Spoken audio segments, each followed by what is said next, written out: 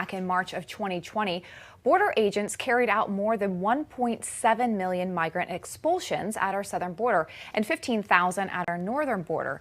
Well, when Title 42 ends next month, border agents are expecting around 18,000 additional migrant crossings every single day. Well, for more on this, let's welcome in Florida Congressman Carlos Gimenez.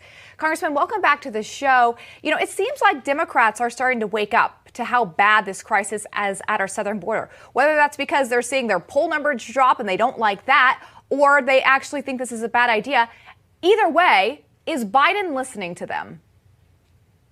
Well, I think Biden will listen more to Democrats than he has listened to Republicans. I mean, we've been shouting and demanding action at the borders for over a year. I mean, I went down to the border with Leader McCarthy back in March of 2021, right after the president, took office, and he changed all of the Trump era policies that were causing a huge problem and a crisis at the border. All made, this is all self-inflicted by the president, and I think it's something that he wants. Now the Democrats see that, hey, this is a problem politically, and now they are waking up, right? I don't think they're really waking up. They're waking up to their poll numbers, like you said. This has been a problem for well over a year, and now it's a little bit too late for them to start saying that, we really have a problem down there. We've been having a big problem for over a year down there.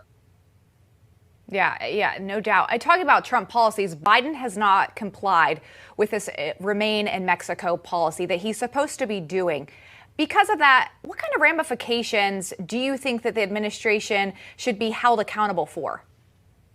I mean, look, it all falls on the feet of the president. The first day in office, he rescinded all the stay in Mexico policy, and then his Secretary of Homeland Security has mandated changes in policy up and down with Customs and Border Protection, and so and finally, it was like a signal to all migrants that wanted to come to the United States, hey, come on in because the border's open. And guess what?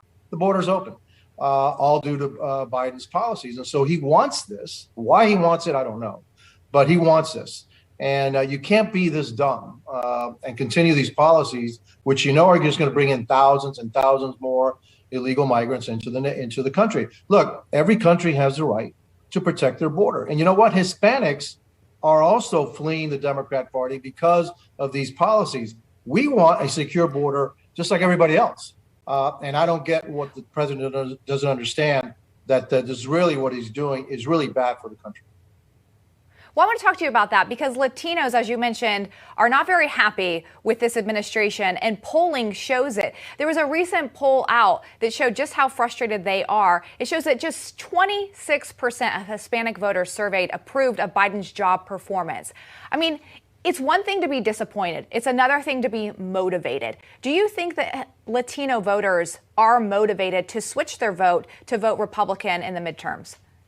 Yeah, I do. And I'll tell you, look, I'll give you an example in my particular district. Trump lost in 2016 by 16 points. In 2020, he won it by 5. That's a 21-point swing. And, our issues here were socialism and the direction that President Biden was going to take us. And guess what? He's taking us in that direction. I guess other Latinos and Hispanics did not believe it. They thought he was more of a moderate. We knew who Joe Biden was and what he was going to do.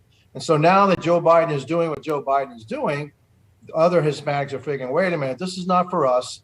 This is not what we voted for. We didn't vote for higher gas prices. We didn't vote for a war on our oil and gas industry. We didn't vote for inflation. We didn't vote for an open border. We didn't vote for all this wokeness that comes out of this president and the Democrats. And so, yeah, they're coming to the Republican Party. They're fleeing the Democrat Party. And so, yeah, I believe they're going to be enthusiastic. I think they're going to be motivated, and they're going to be voting Republican come the midterm elections. And I think the Democrats are in for a rude awakening, especially down in those areas down in South Texas, which have been Democratic strongholds, which I think are poised to flip to the GOP.